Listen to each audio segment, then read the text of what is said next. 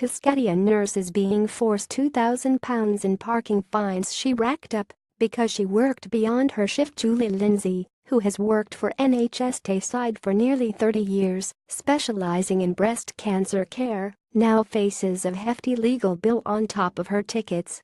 She will have to pay £2,040 plus expenses to bosses at Indigo Park Services UK Limited. Ms. Lindsay had paid for parking tickets but had been fined on 15 occasions for overstaying due to her shifts running late because of the demands of the service. She works at Ninewells Hospital in Dundee in the mornings and Perth Royal Infirmary in the afternoons, so a parking permit was not suitable for her needs.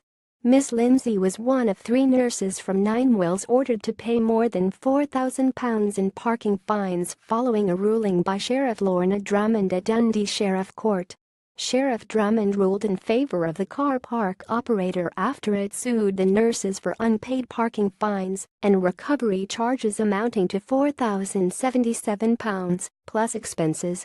The civil action is seen as a test case for drivers refusing to pay fines at the hospital, with dozens of others, including Ninewells employees, expected to be chased through the courts.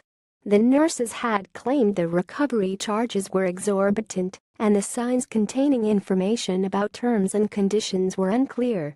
CASCADEA nurse also faces a hefty legal bill on top of her ticket. Student nurse Connor Watson was being sued for £1,088, made up of 8 separate parking fines of £40, plus 8 times the recovery charge of £96. Pediatric nurse Nicola Meechan had parked in Westgate Car Park, which is permit only, and in the maternal and child health car park, which is pay and display.